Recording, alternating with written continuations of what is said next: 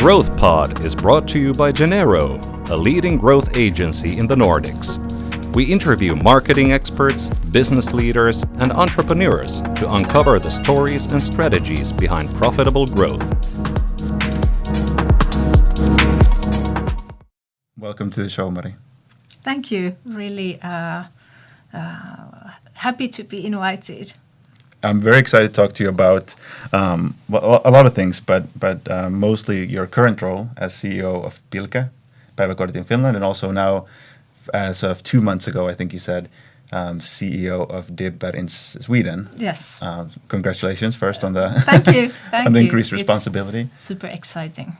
So could you tell maybe the listeners a little bit of background about Dibber, how it all came to be? Because it's like at least on a European level, a very, very big player. But I think maybe not a lot of people know about the company and the history. So could you give a kind of brief background? Absolutely. So Dibber was founded in Norway. We operate there with brand Læringsverkstedet still, and we were founded by two early education teachers, Randi and Hans Jakob, who still own us fully, and they have really strong mission of taking this world's best early education, Nordic early education, to take it to the world, giving opportunity for the children in the world to have this great education that we enjoy here in the Nordic countries. And they have grown the company through acquisitions, and they acquired Pilke 3 years ago.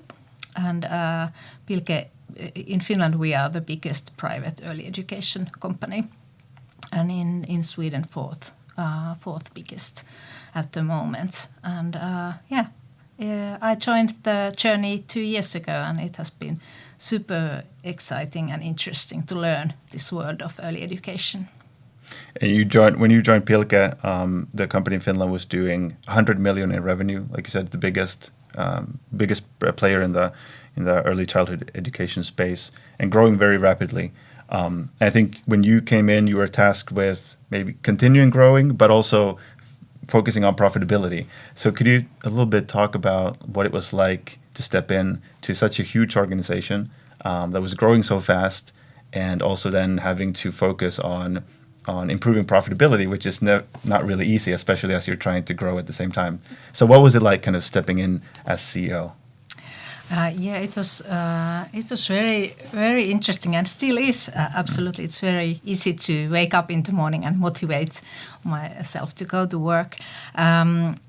Early education has had severe problems. The whole market, whole industry has had severe problems in Finland with price increases or cost increases. And since we operate with this voucher model, so the municipalities are giving the families a voucher to have a seat in private early education or private kindergarten, the prices of the vouchers didn't increase enough. So in practice, all the companies have been loss-making for several years.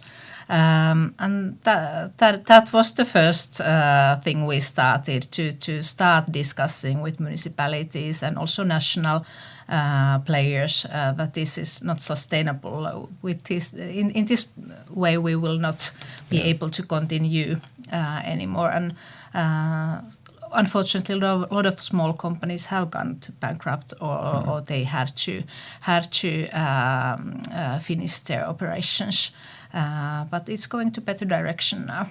Okay, so is that what part of revenue is the voucher for you? Is it like it's definitely the majority. So, okay. So the municipalities pay majority of the costs, and families pay only a small price. So it's in practice the price for the families is same than in municipal kindergartens. So that was the first thing that you started to work on, starting discussions with government, municipality, because to get to make it healthy, to make it sustainable, really. Do you think that's going to be? Is that how the business model is going to look, or how the industry is going to look in like Finland, Sweden going forward, or do you think we're going to see like completely private kind of daycare, kindergartens, and?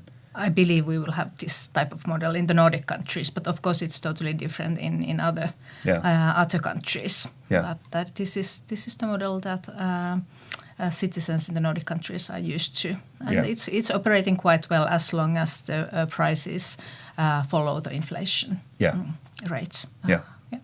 So when you took over, I mean, there's probably tons of different like frameworks or like 90-day plans, or these are the first things you need to accomplish, or like how did you think about priorities for the first call it month, 6 months, 12 months as you were taking over, just as a CEO stepping into a new organization? Like how do you structure your days? That's super interesting question. Of course, since, as I said, many companies in the industry were and still are loss-making, that was the first priority to look at what we can do about it, that we will be able to cover our own costs in these operations. But in general level, I think the way I have worked in very different industries, and I always start with discussing with people, visiting units, and also very important for me is to start a strategy process where the whole personnel is engaged. And usually it's always the first time that especially that the specialist level or expert level people are engaged to strategy process. So I think that is very powerful tool to begin. You learn a lot yourself when you discuss, when you have these strategy workshops with for example, in our case, with kindergarten teachers, unit managers, etc., not only the leadership team. And I have similar experiences in other industries as well. Yeah, I think it's fascinating, like how much you can learn when you talk to people who are doing like on the front lines, doing the work. Absolutely. And you can't really. So as you were kind of starting that process, were there things that came up that were surprises for you that you hadn't? Because obviously, I mean, you knew something about Pilke when they offered you the job, but then you don't really know before you step in and start actually. Yeah. So was there any kind of surprises, good or bad? There are always surprises. Yeah, we in addition to doing turnover, one of our key priorities have been to build our support functions to sustainable level, to really support our unit managers and our personnel. And as we can read in the media, especially in Finland, we have severe lack of certified teachers and severe lack of employees in general. So that has been one part of the work that we really, in addition to cutting costs and of course fighting for the top line, we have been really fighting for the best possible employees. So we have increased the salaries. We have added. We are probably the first player in early education who have these commuter bikes in Finland. A lot of different kind of well-being actions we have implemented. At the same time, then we have been forced to cut costs. So that was maybe the fact that it was such an important strategic focal point. This well-being at work and employer brand. Okay. So it really came through the strategy process where everybody was engaged. Okay. Any specific metrics that you like to when it comes to employee well-being, satisfaction, employer brand? Any kind of metrics or results that you? One of the highlights for these 2 years has definitely been that usually when you make a turnaround in a company, the personal satisfaction of course drops because you have to be very cost conscious all the time. But we were able to increase the response rate increased 50%. So really a lot of people answered, and we got slightly better result than previously. So that is something where we have succeeded, and of course there's still a lot to do. But that was really a happy moment for me when I heard the results. For sure. Yeah, I mean, that's, like you said, that's probably, and also not just in the short term, but for long term, it's super important, because labor shortage is probably like the biggest challenge facing it is your industry. Definitely. Yeah. That is really the bottleneck of the business, for both for municipalities and for us. What do you think about, like, let's say in a 10-year perspective? Because obviously the need for these types of early childhood development centers or kindergartens is going to remain or increase. Yeah. And it seems like labor supply isn't growing at nearly the same rate. So, like, on a 10-year scale, like, is this going to be a huge problem that's going to continue, or do you think that there's going to be some kind of solution? In the current governmental program, there is a slight increase for the teacher students, early education teacher students in the universities, but it is not nearly enough. So definitely something different. We have to find some different solutions because of retirement. The need will be like, I guess the calculation is like 16,000 new teachers to early education until 2030, which is actually quite near already. But it's very similar problem than we face in healthcare and social services. So I believe that we really have to find a way to get more people work in Finland from abroad, and also somehow to tackle the language issue. Yeah. So that is it's a must to find qualified or certified teachers also from abroad to Finland.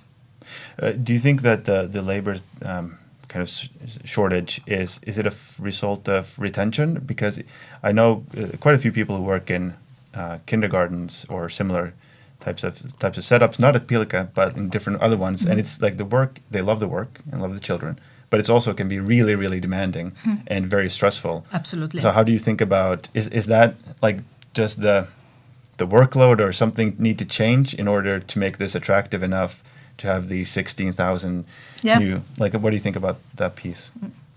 I think the biggest problem is that the super talented professionals we have in early education, they don't feel that they are appreciated in the society. The salary for early education teacher is one of the lowest salaries in when you have university degree and you compare different degrees and different professions. So even I'm an employer, I think the salaries should be increased so that we can really fight for the best talents to get them to early education. And of course then the voucher prices have to increase accordingly. And actually that is something that has happened now. The latest union agreement is I think it's almost 14% increase during 2 years. Okay. So it's going to the right direction, but really we have to see the need for appreciation in the society for early education teachers, because that's where our future is, that we were able to teach our children all the important skills for the future. However, where it's easy to compete is the meaningfulness of the work. Actually it has been quite easy to recruit super talented people, for example, to our administration. People see it as very meaningful business and meaningful work to work with children and make it possible for the kindergartens to give best possible start for the children. Yeah. Yeah, I mean, I can totally see that. It's kind of like a unfair competitive advantage to a lot of other industries. Well, we have unfair negative issues as well. Yes, that's true. That's so true. it's actually quite It fair evens to have out. this. Yeah, it evens out. Yeah. Okay, so so when you took over 100 million in Finland revenue, you said before that you're on track. Target for this year is 150. Yep. So 50% growth in, was it 2 years? That's very, very impressive, especially at this scale. You mentioned like voucher price increase. That's a big one. Employee satisfaction, obviously, that's a huge one as well. Any other kind of pieces that's been very essential to delivering this kind of growth?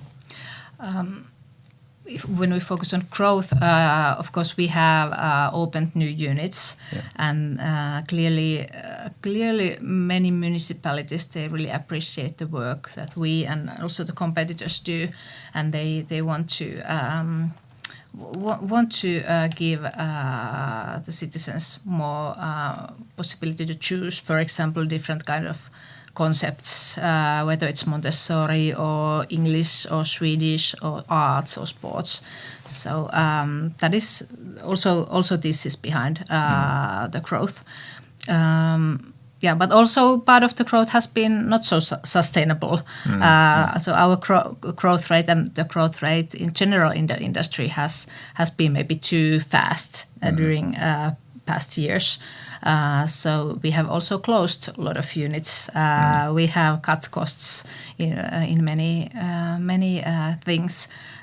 We have also closed some businesses where we grew previously, for example, related to social services. We have done a lot of work also to improve the profitability, and we were able to do positive results after several years of loss making. We were able to do positive results last year. Okay. So that was definitely positive achievement for the whole team.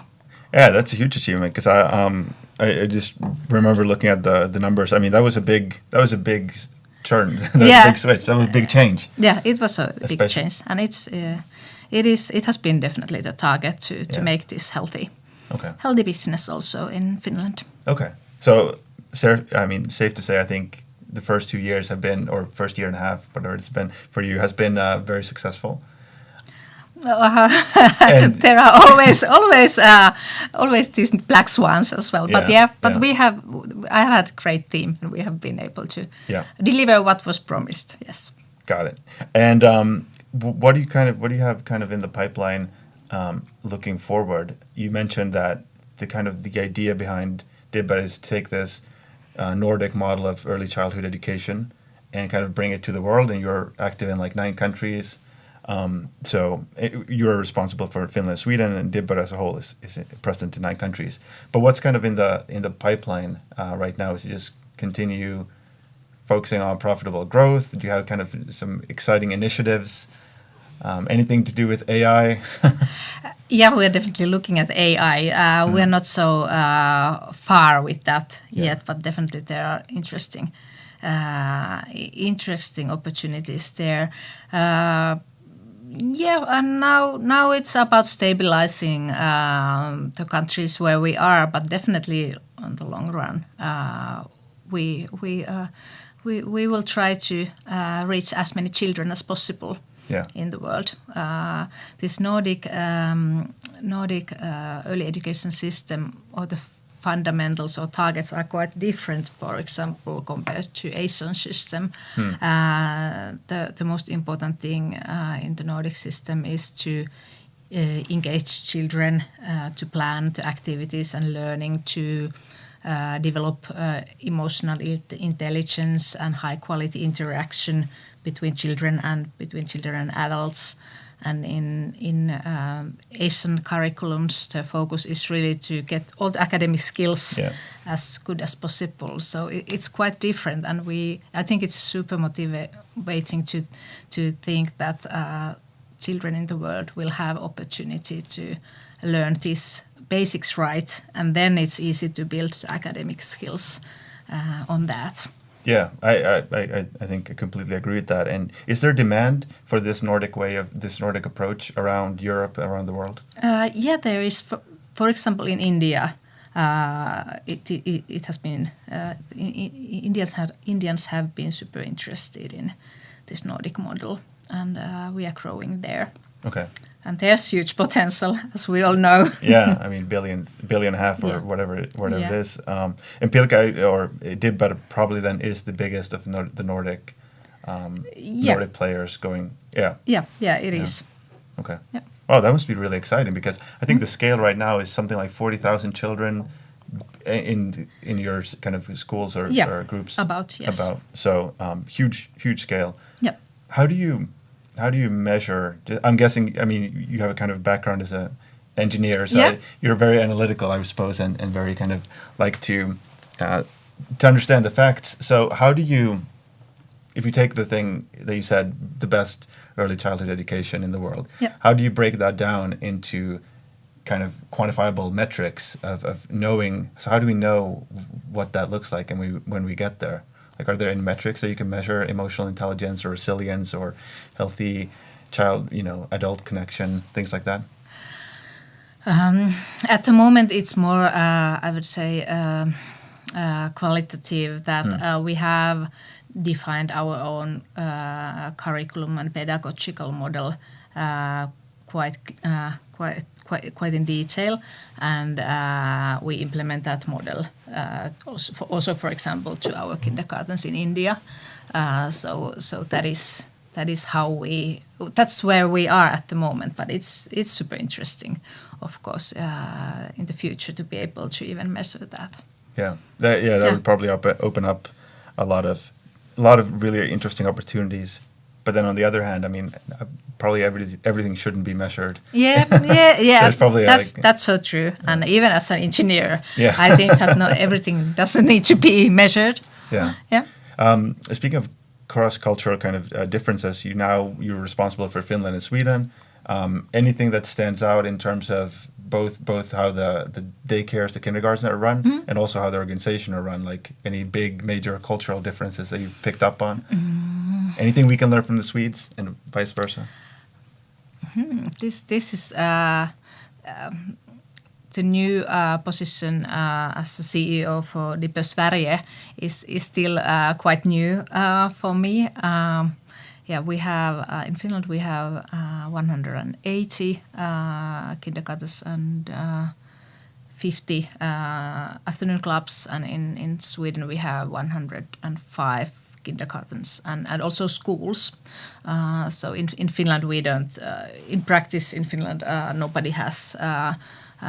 All the schools are run by municipalities or associations in practice, but in Sweden there's a different model in that. I would say that the kindergartens are quite similar. There are, of course, some differences in the national curriculums, but I would say that the fundamentals are quite similar.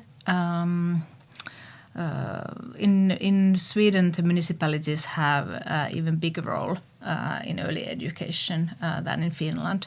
So that is maybe one point.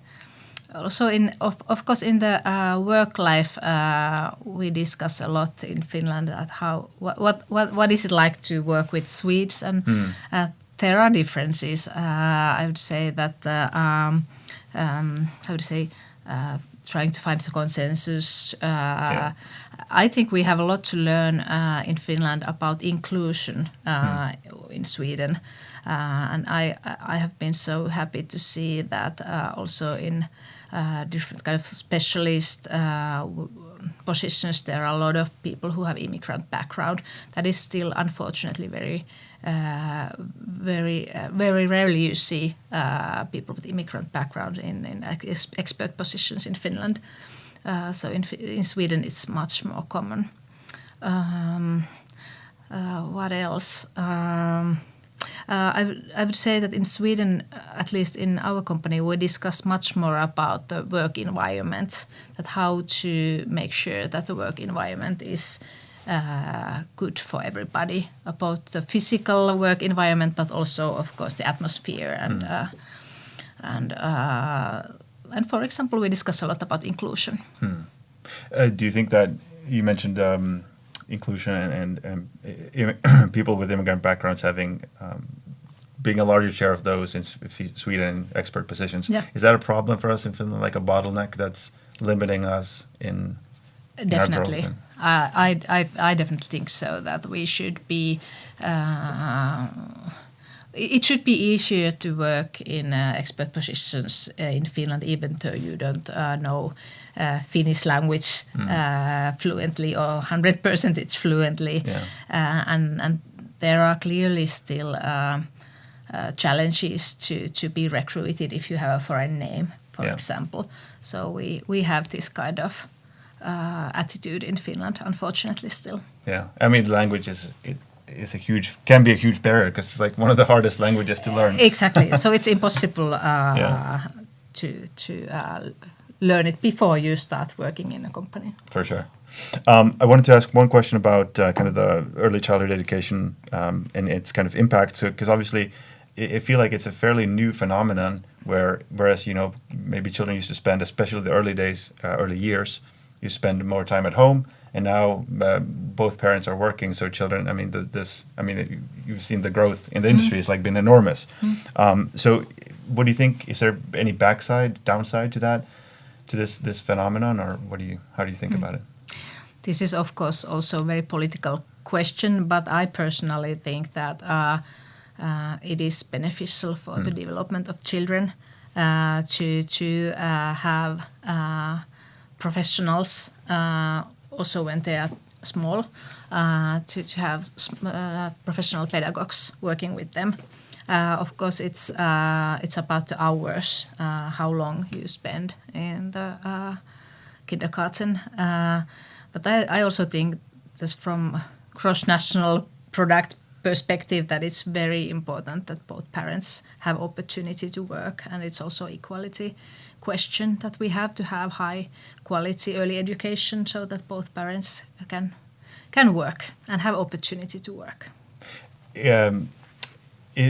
Given that Pilke and Dibber is such a huge, very important player in this space, like, are you doing or facilitating any research that's being done? I was just thinking, you said with the hours, for instance, there's so many things that you could research about how to create this, like, the best possible early childhood education. So are you kind of doing any research yourself? Are you working with universities? We develop, of course, we follow all the research, of course, and develop our own pedagogy according to that. We have some thesis workers also in Pilke. What we try to do is to also, when we discussed about this lack of certified personnel, we have our own programs with universities to re-educate our personnel to become qualified teachers in the future. That kind of work we do, but not so much our own research. Okay. In addition to those theses. Okay. Yeah, it feels like there's probably lots of interesting opportunities. Opportunities. Yeah, I agree. I agree. Yeah, definitely. What are your thoughts on? I mean, this may not specifically related to Pilke, but your personal point of view with screens. I mean, that's a big topic. Yeah, for it's children. a huge topic. And I don't have children of my own, but I've seen maybe I've heard from parents who have young children, and the way that these children react to screens and how seemingly addicted they become to it is like very concerning. So, like, how do you think about that, and just how do you think about screens? I think that children need both love and limits, also related to screens. So I think that screen time is restricting the screen time is very important, and maybe restricting the access to the digital tools is also a good idea for the smaller children. But of course there are possibilities also that, for example, it's very nice to use some Beamer to create nice play environments. For example, bottom of sea to one room, and you can use it also in a pedagogically high quality way, but that is not the usual way of using digital tools. Yeah, there's probably a lot of opportunities for using digital tools to kind of enhance play and learning. Yeah, exactly. So that's probably so it's really not exciting. only negative, but we just have to be very conscious how to use them. Yeah. Another kind of related, I guess, phenomenon is the lack of physical activity among children. So, like, what are your thoughts there? Is that something that you're also at Pilke thinking? I mean, these are younger children, so I guess they're more active, but nevertheless, like setting them up to have an active kind of life. How do you think about that? I think it's super important and part of the everyday life. In all kindergartens, we also have these concept kindergartens that are especially focusing on sports. Okay. So is that from? Sorry to interrupt. How young are these children then? Normal. They can be from 1 year to preschoolers, so from 1 year to 6 years, and they just use sports as a pedagogical tool to learn, for example, maths or there is more sports in those kindergartens. So I think that is very interesting way to increase movement. That's interesting. Amount of movement, yeah. Yeah. Is there, maybe you already have this, but is there a kind of like a plan to do like different concept kindergartens? Like you mentioned sports could be one, but then you can also have one that's more focused on arts. For instance, like, are we going to see that? Like kindergartens becoming more, there's like a wider range of focus areas as opposed to just having a one-size-fits-all? Yeah, that's the way it is already now. Okay, got it. So for us, and also there are a lot of different kind of players in Finland. There are Steiner pedagogy kindergartens, Montessori pedagogy, languages, arts, sports, science. At least those I recognize. Okay. So it's interesting. I think it's very valuable way for the families to combine early education and hobby. For example, if your child is sports enthusiast, to choose sports kindergarten, high quality sports kindergarten, maybe then you don't need to spend all your nights or evenings in the hobbies, but maybe you can have more family time in the evenings. Yeah. So it is actually stress relief for the parents as well. Okay. Yeah, that makes a lot of sense. Yeah. I want to talk about some kind of personal stuff. One thing that kind of stood out as I was preparing for this was when it comes to your experience, your background is like very, very broad. You know, you're an engineer by training, but you also done a lot of people-based stuff. You worked public sector, private sector, focused a lot earlier on ecological development or sustainability, and now social development. So I guess the question is like, how have you been able to jump from these very different fields, functions, and seemingly been able to succeed in all the different ones? Clearly, you don't have like a mindset that I'm supposed to only do this one thing. So how you've thought about it, approached it throughout your career? Yeah, that's an interesting question. I have always been super curious. And I absolutely number one motivational thing for me is to learning new things. So it has been really inspiring to learn new industries. And of course, as I have backgrounds in politics, in local politics in Helsinki, that has been very useful to understand how the municipalities actually work, how they operate. So it has been really helpful in different industries, and I think it's very valuable for both directions, because many people who work in private companies, they don't understand how the public sector works. So it is very important competence to understand how society works. So then it's easier to, in a way, it's like a Christmas tree where you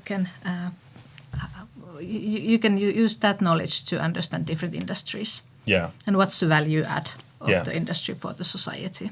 Yeah, and a lot of industries interface with public sector and really, especially in the Nordics. Absolutely, and they are very regulation is affecting the business model a lot, so it's very important to understand how it works.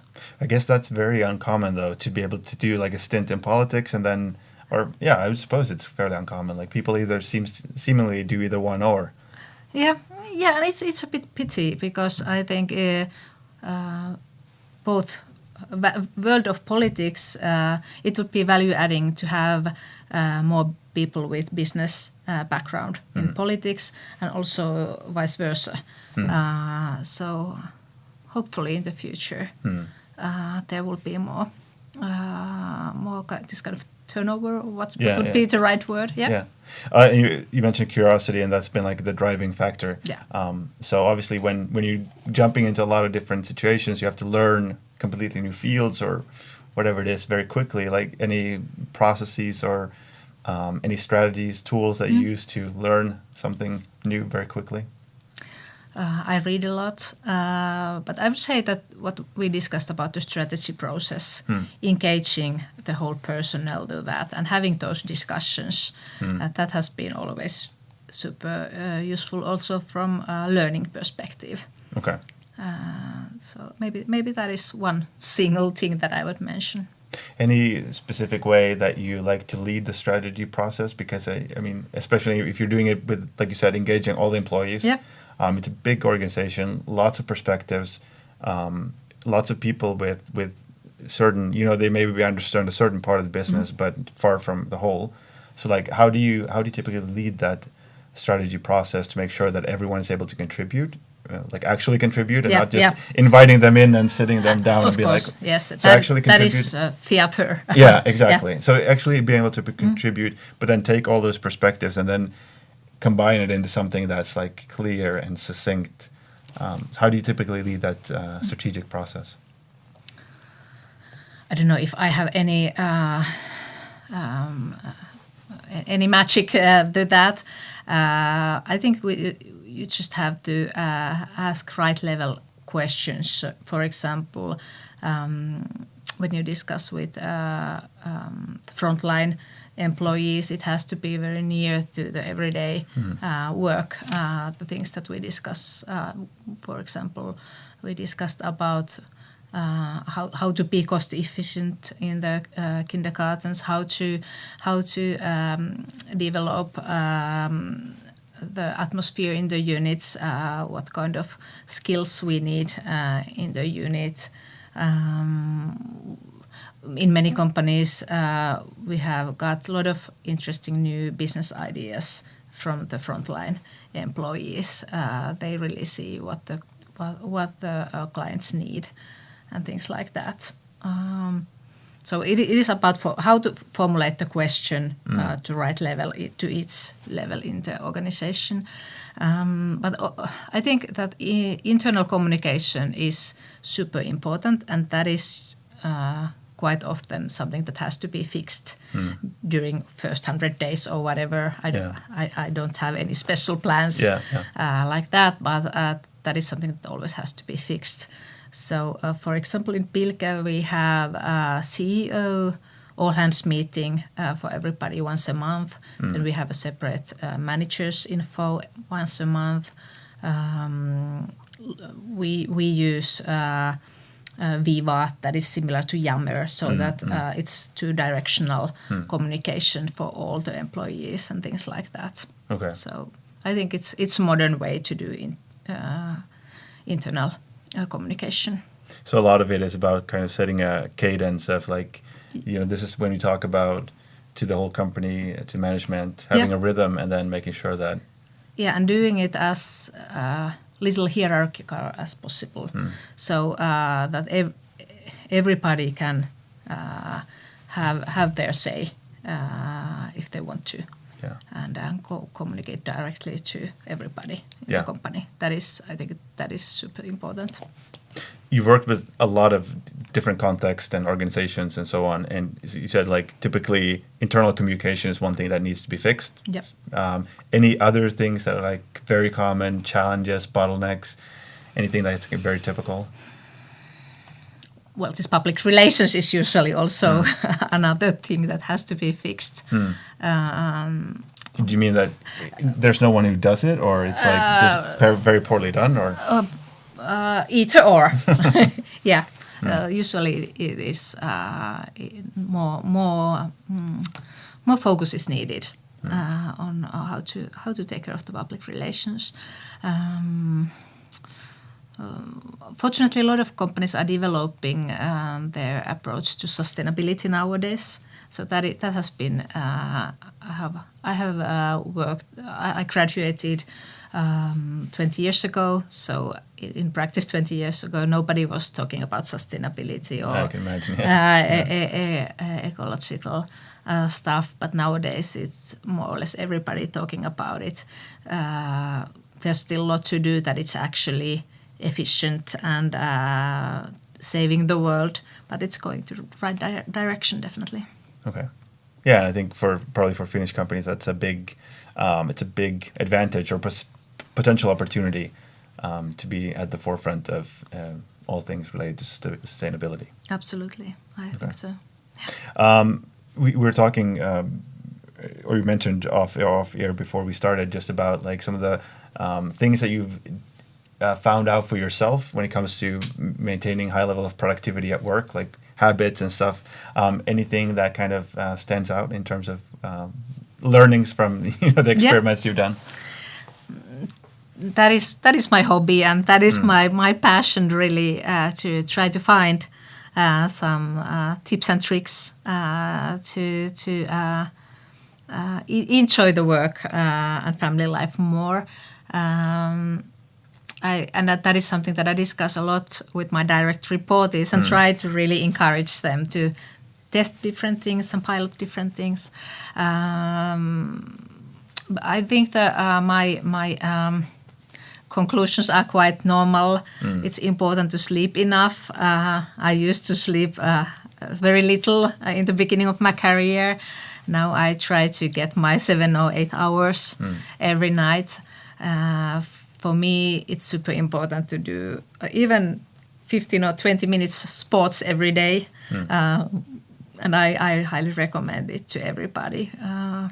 It's important to have your lunch, to eat regularly.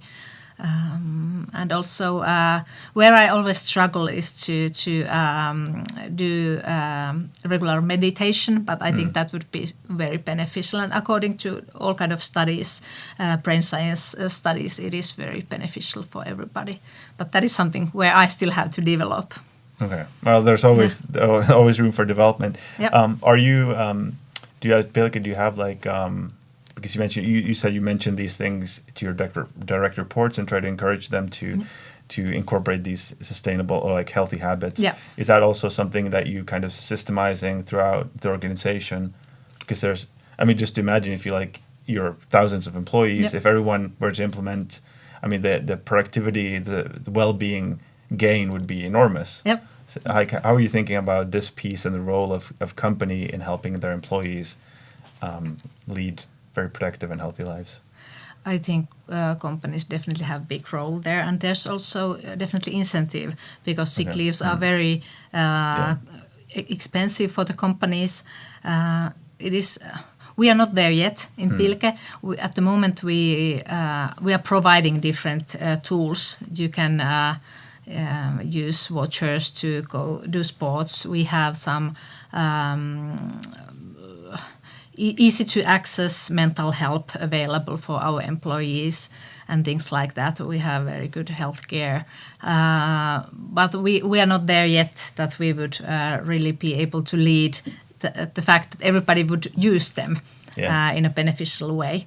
But that is definitely our next step to try to find new ways there. Yeah, 'cause especially in a company like yours, the well-being of the employees is directly related. They're the ones working with the children. Exactly. And, so that would really be value adding for the children, definitely. So it's once again super motivational to fix that in the future. I can imagine. Final question for you, Mari. You mentioned you like to read a lot and you're very curious. anything that you've read, come across recently that you thought was especially interesting, inspiring, anything that stands out? I usually I love to read all kind of sports magazines. Oh, really? Yeah, and maybe what I'm the most interesting articles are how to be able to do some exercise when you are time starved. So I would recommend everybody to try to integrate some sports or some exercise to the work during the working day. So maybe have 20 minutes gym workout during lunch break, or have jogging or walking meetings and things like that. So I feel like the walking meeting should become like a norm. I so agree. Only when you really, really need slides, then you can have a sitting meeting, but otherwise it should be always walking meeting.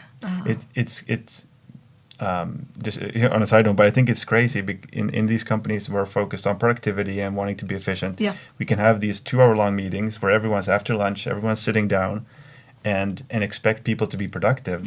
It's not going to happen. And people almost fall asleep after lunch. So. And everyone's got their laptops, so if someone's doing work and someone's talking in the background, it's just anyway. So yeah. I think it's at least I am much more creative when I walk than when I look at Teams screen on my computer. So I highly recommend everybody to try to integrate some movement during the workday. That's very good. Very good takeaway. Mari, thank you so much for coming on. If people want to follow you, I think maybe LinkedIn is the place where you're most active. Absolutely. Okay. I'll put the LinkedIn URL in the show notes. Yeah.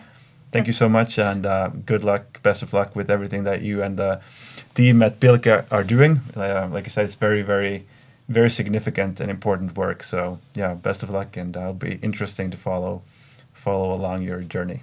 Thank you. It was an honor being invited here. Thanks. Thank you for listening. You can find all episodes of The Growth Pod on Spotify, YouTube, and Apple Podcasts.